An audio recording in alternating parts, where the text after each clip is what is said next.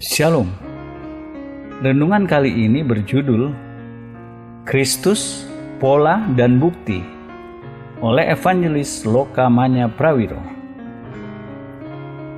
Hingga kini, fakta-fakta yang telah kita bahas dari kitab suci adalah mengenai roh-roh yang meninggal dalam kejadian-kejadian yang berlangsung sebelum kematian dan kebangkitan Kristus.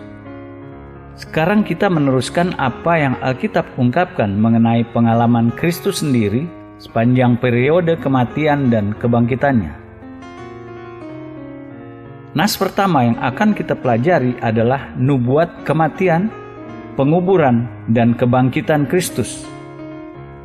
Aku senantiasa memandang kepada Tuhan, karena Ia berdiri di sebelah kananku. Aku tidak goyah. Sebab itu hatiku bersukacita dan jiwaku bersorak-sorak, bahkan tubuhku akan diam dengan tentram. Sebab Engkau tidak menyerahkan aku ke dunia orang mati, dan tidak membiarkan orang kudus-Mu melihat kebinasaan. Engkau memberitahukan kepadaku jalan kehidupan. Di hadapan-Mu ada sukacita berlimpah-limpah. Di tangan kanan-Mu ada nikmat senantiasa. Mazmur 16 ayat 8-11. Dalam Kisah Para Rasul 2 ayat 25-28, Petrus mengutip ayat-ayat ini secara lengkap. Dalam Kisah Para Rasul 13 ayat 35, Paulus mengutip satu dari ayat-ayat ini. Petrus dan Paulus menginterpretasi kata-kata ini sama sebagai nubuat langsung penguburan dan kebangkitan Kristus. Petrus menunjukkan bahwa meski kata-kata ini diucapkan oleh Daud, namun tidak diaplikasikan pada Daud sendiri, karena jiwa Daud selama berabad-abad sudah berada dalam Sheol atau Hades, dan tubuhnya menderita proses dekomposisi dan disintegrasi. Karenanya, ini satu dari banyak nubuat-nubuat mesianik dalam Perjanjian Lama yang diucapkan oleh Daud, namun bukan mereferensi kepada Daud sendiri, melainkan kepada benih perjanjian Daud, Mesias, Yesus Kristus. Diaplikasikan dengan cara ini pada Kristus, kata-kata Daud dalam Mazmur 16 ayat 8-11 mengungkapkan dua hal yang berlangsung saat kematian Kristus. Pertama, tubuhnya diletakkan dalam kuburan namun tidak menderita proses dekomposisi dan desintegrasi. Kedua, rohnya turun ke Sheol atau tempat roh-roh meninggal, namun tidak berada di sana lebih lama dari periode antara kematiannya dan kebangkitannya. Pewahyuan Perjanjian Lama ini dikonfirmasi lebih detail daripada pewahyuan Perjanjian Baru. Yesus berkata kepada pencuri yang menyesal di sebelahnya di kayu salib, "Aku berkata kepadamu, sesungguhnya hari ini juga engkau akan ada bersama-sama dengan aku di dalam Firdaus." Lukas 23 ayat 43. Kata Firdaus memiliki arti harfiah taman, nama yang diberikan pada tempat atau dunia yang akan datang, disediakan bagi roh-roh meninggal orang benar. Lalu Yesus berseru dengan suara nyaring, "Ya Bapa, ke dalam tangan-Mu kuserahkan nyawaku." Dan sesudah berkata demikian, Ia menyerahkan nyawanya. Lukas 23 ayat 46. Dengan kata-kata Bapa, ke dalam tangan-Mu kuserahkan nyawaku, kita mengerti bahwa Yesus menyerahkan tujuan rohnya saat kematian ke dalam tangan Bapa surgawinya. Tubuhnya Ia tahu diletakkan dalam kuburan, namun tujuan rohnya ditentukan oleh Allah Bapanya. Kita melihat Yesus meletakkan pada dirinya selain kodrat ilahi, kodrat kemanusiaan melalui pengalaman-pengalaman sama yang menunggu setiap jiwa manusia saat kematian. Tubuhnya diserahkan masuk ke dalam kuburan melalui tangan orang-orang, namun rohnya diserahkan pada tangan Allah, dan tujuannya menebus hukuman Allah. Apa yang terjadi pada roh Kristus setelah dilepaskan saat kematian dari bejana tubuhnya? Paulus berkata, mengenai Kristus, bukankah Ia telah naik berarti bahwa ia juga telah turun ke bagian bumi yang paling bawah. Ia yang telah turun, Ia juga yang telah naik jauh lebih tinggi daripada semua langit untuk memenuhkan segala sesuatu. Efesus 4 ayat 9-10. Dalam 1 Petrus 3 ayat 18-20 kita membaca, sebab juga Kristus telah mati sekali untuk segala dosa kita, Ia yang benar untuk orang-orang yang tidak benar, supaya Ia membawa kita kepada Allah. Ia yang telah dibunuh dalam keadaannya sebagai manusia, tetapi yang telah dibangkitkan menurut roh, dan di dalam roh itu juga Ia pergi memberitakan Injil kepada roh-roh yang di dalam penjara, yaitu kepada roh-roh mereka yang dahulu pada waktu Nuh tidak taat kepada Allah. Jika kita mengkombinasi berbagai pewahyuan-pewahyuan yang terkandung dalam nas-nas ini, kita bisa membuat ringkasan berikut dari pengalaman-pengalaman yang dilalui Roh Kristus. Rohnya turun ke bumi yang paling bawah, Sheol, tempat roh-roh meninggal. Pada hari kematiannya di kayu salib, Ia pertama pergi ke tempat roh-roh meninggal orang benar yang disebut Firdaus atau pangkuan Abraham. Karena catatan Injil mengindikasikan kematian Kristus di kayu salib sebelum kematian dua pencuri di sebelahnya, Kristus berada dalam Firdaus untuk menerima roh meninggal pencuri yang menyesal dan mengikutinya ke sana. Dari Firdaus lalu Kristus turun ke bagian bumi paling bawah, daerah Sheol, dunia akhirat yang disediakan bagi roh-roh meninggal, orang jahat dan fasik.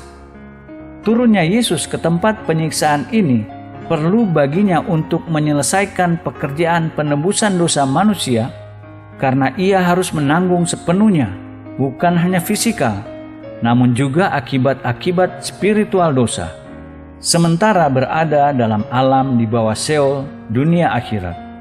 Kristus memberitakan kepada roh-roh mereka yang hidup dalam kejahatan pada hari-hari Nabi Nuh, pada zaman purba, yang mengakibatkan mereka diserahkan pada tempat khusus penjara dalam Sheol. Kata kerja Yunani memberitakan dihubungkan dengan kata benda Yunani herald.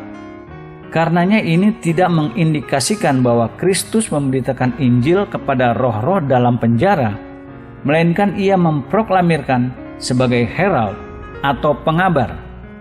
Lalu pada momen yang ditetapkan Allah, ketika semua tujuan-tujuan ilahi penebusan sudah dicapai, Roh Kristus naik kembali ke atas dari alam Sheol ke dunia sekarang yang sementara.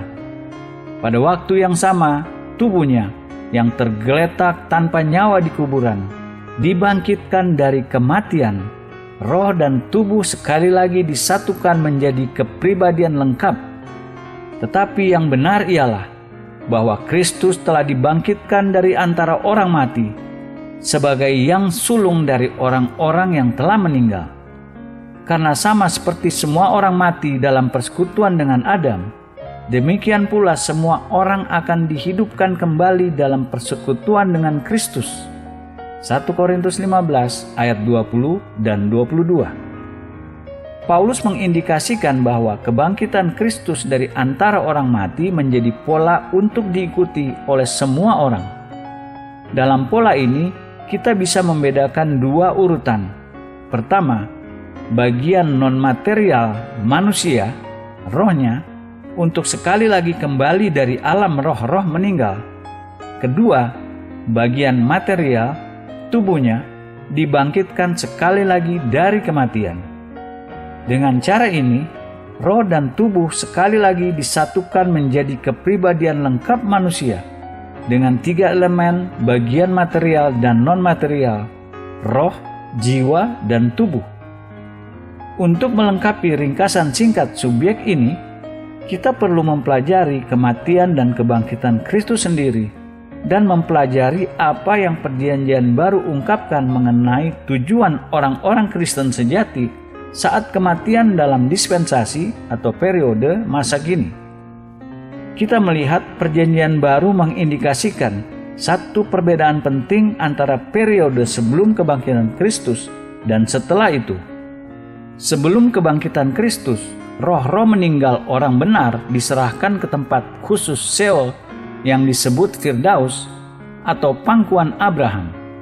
Setelah penebusan dosa sudah dilaksanakan melalui kematian dan kebangkitan Kristus, jalan terbuka bagi roh-roh meninggal orang benar untuk segera langsung naik ke surga dan ke dalam hadirat Allah sendiri. Ini dinyatakan jelas melalui banyak nas dalam Perjanjian Baru, termasuk catatan pelemparan batu atas Stefanus, martir Kristen pertama. Tetapi Stefanus yang penuh dengan Roh Kudus menatap ke langit, lalu melihat kemuliaan Allah dan Yesus berdiri di sebelah kanan Allah. Lalu katanya, "Sungguh, aku melihat langit terbuka dan Anak Manusia berdiri di sebelah kanan Allah." Kisah Para Rasul 7 ayat 55-56. Lalu catatan itu ditutup. Sedang mereka melemparinya, Stefanus berdoa, katanya, "Ya Tuhan Yesus, terimalah rohku."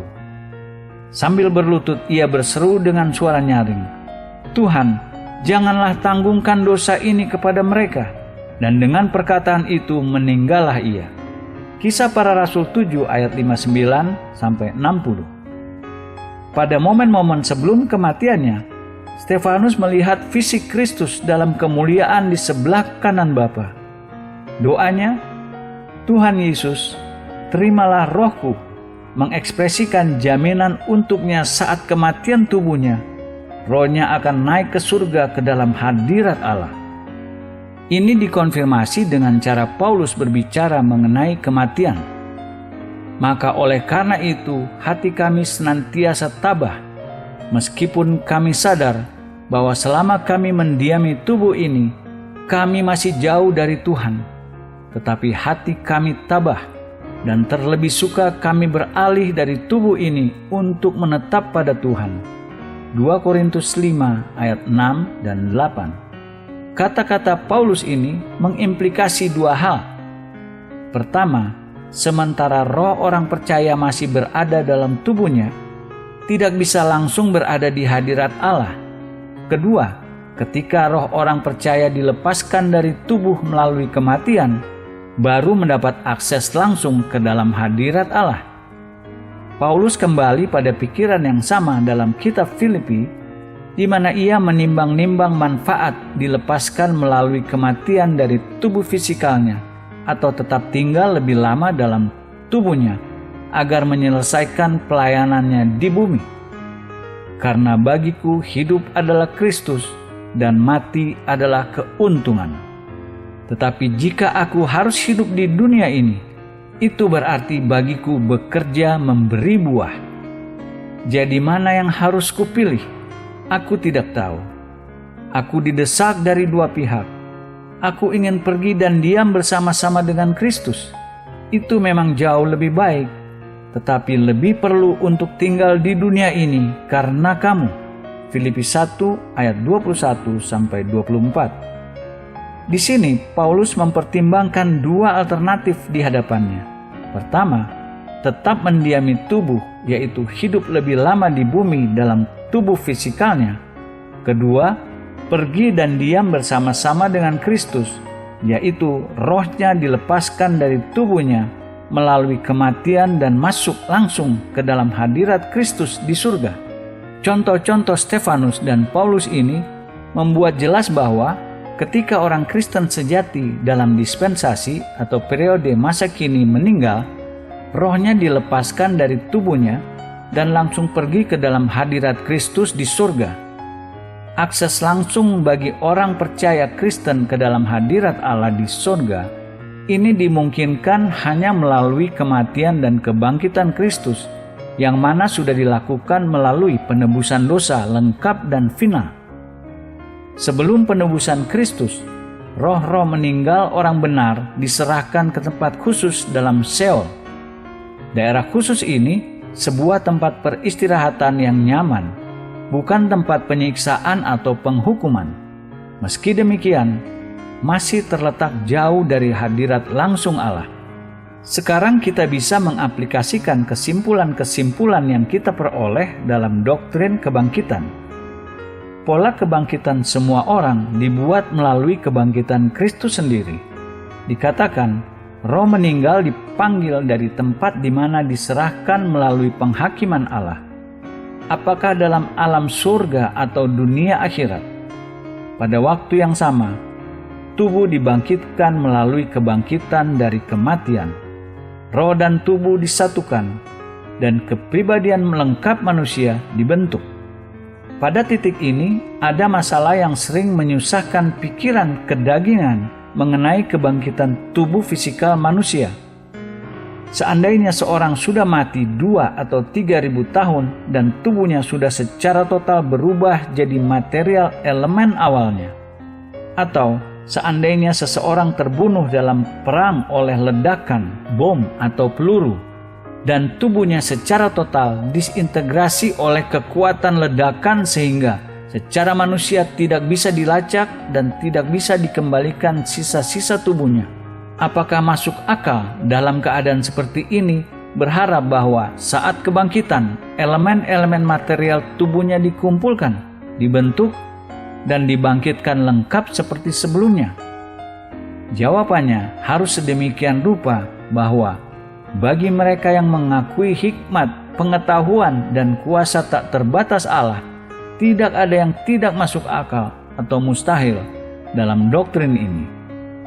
Lebih jauh, ketika kita mengambil waktu memikirkan apa yang Alkitab ungkapkan mengenai hikmat dan pengetahuan Allah yang ditunjukkan dalam penciptaan awal tubuh manusia, doktrin kebangkitan tubuh menjadi alamiah dan logikal.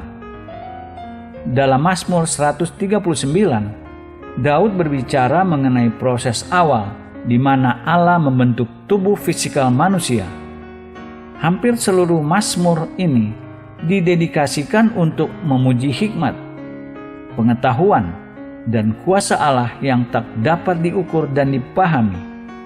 Dalam beberapa ayat, Daud berbicara khusus mengenai atribut Allah seperti ditunjukkan dalam pembentukan tubuh fisikal manusia. Sebab Engkaulah yang membentuk buah pinggangku, menenun aku dalam kandungan ibuku. Aku bersyukur kepadamu oleh karena kejadianku dahsyat dan ajaib. Ajaib apa yang kau buat, dan jiwaku benar-benar menyadarinya.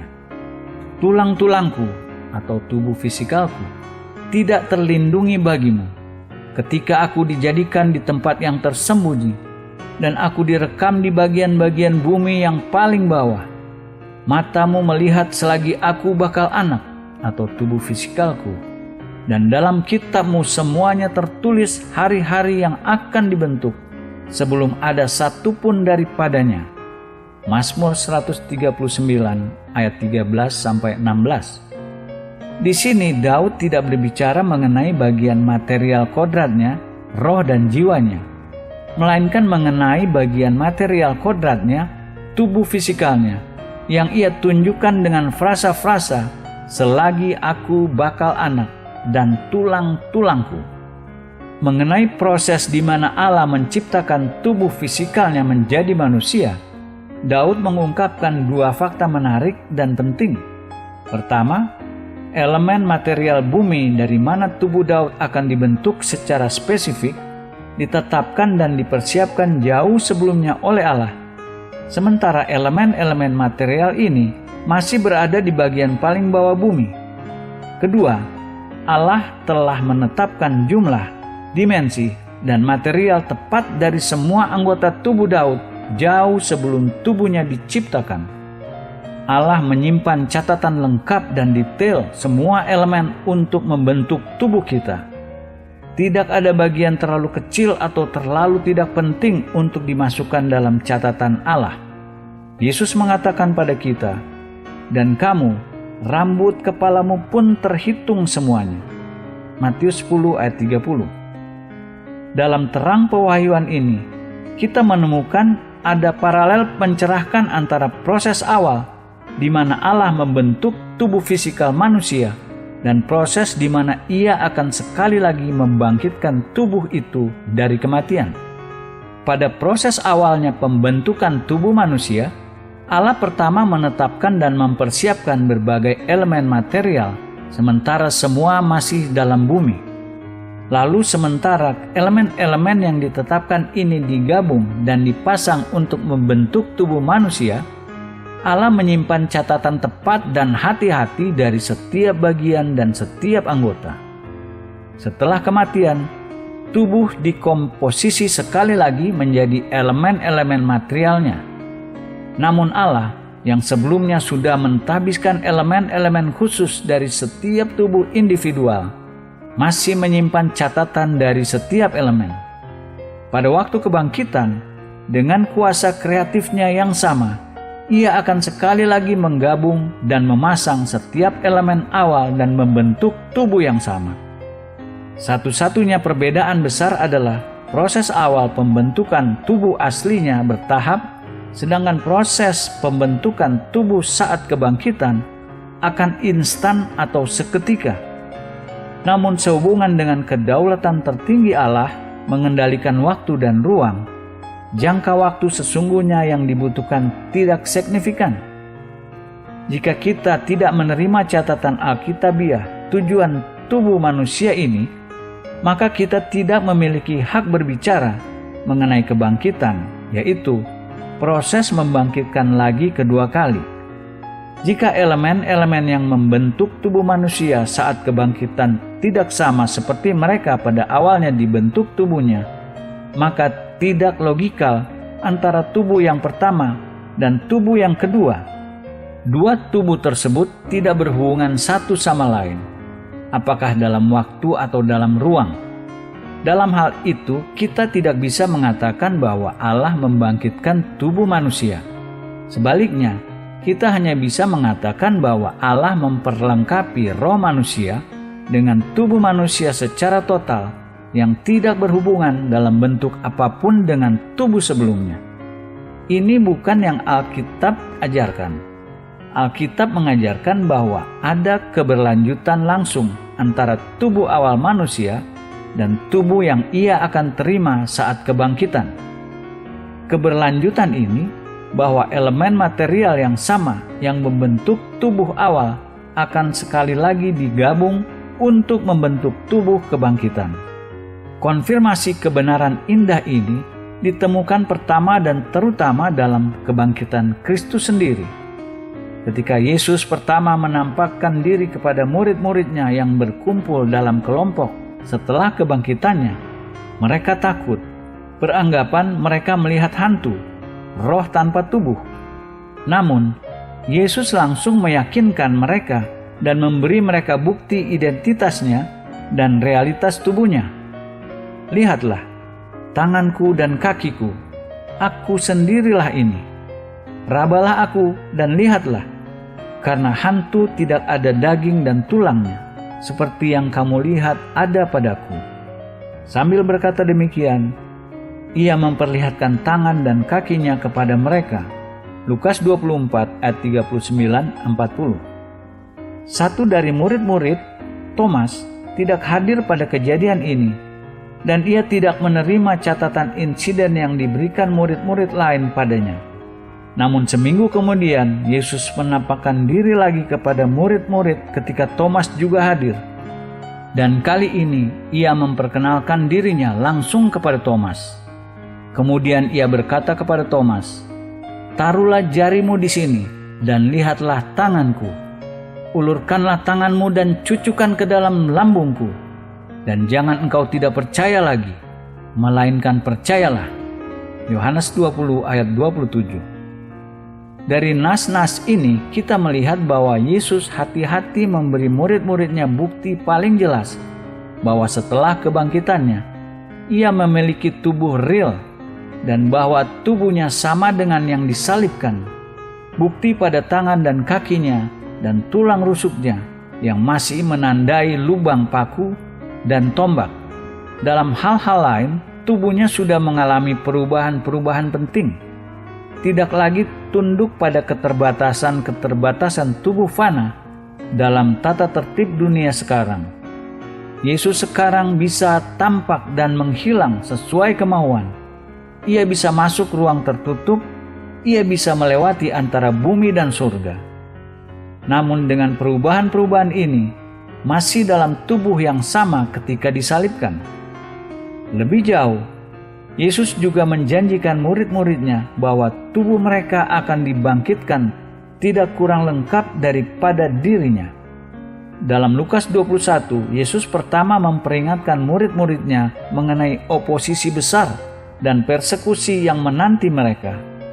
Khususnya, Ia memperingatkan mereka bahwa beberapa dari mereka akan dihukum mati. Namun, Ia melanjutkan memberi mereka janji jelas mengenai kebangkitan tubuh mereka. Dan kamu akan diserahkan juga oleh orang tuamu, saudara-saudaramu, kaum keluargamu dan sahabat-sahabatmu, dan beberapa orang di antara kamu akan dibunuh, dan kamu akan dibenci semua orang oleh karena namaku. Tetapi tidak sehelai pun dari rambut kepalamu akan hilang. Lukas 21 ayat 16-18. Perhatikan hati-hati apa yang Yesus katakan di sini. Murid-murid akan dibenci, dipersekusi, dibunuh. Namun di akhir semuanya, tidak sehelai dari rambut kepalamu akan hilang. Ini tidak mengacu pada pengawetan tubuh fisikal mereka agar utuh dalam kehidupan ini. Kita tahu bahwa banyak orang-orang Kristen awal, seperti juga mereka pada zaman-zaman setelah itu, menderita kematian kejam, mutilasi, dibakar, dan proses-proses lain yang merusak dan menghancurkan tubuh fisikal mereka. Karenanya, janji setiap rambut dilestarikan dengan sempurna tidak mengacu pada kehidupan sekarang ini, namun pada kebangkitan tubuh mereka dari kematian. Saat kebangkitan, setiap elemen dan anggota tubuh fisikal awal mereka yang sebelumnya sudah ditabiskan, didaftar dan dicatat oleh Allah, akan oleh kemahakuasaan Allah sekali lagi dikumpulkan dan dibentuk menjadi tubuh sempurna, tubuh yang dimuliakan, namun masih tetap tubuh yang sama dengan sebelum menderita kematian dan dekomposisi. Itu adalah gambaran yang Alkitab berikan mengenai kebangkitan tubuh manusia, indah dalam pewahyuan kuasa dan pengetahuan, hikmat tak terbatas Allah, namun secara sempurna konsisten dengan logika dan prinsip-prinsip kitab suci. Amin.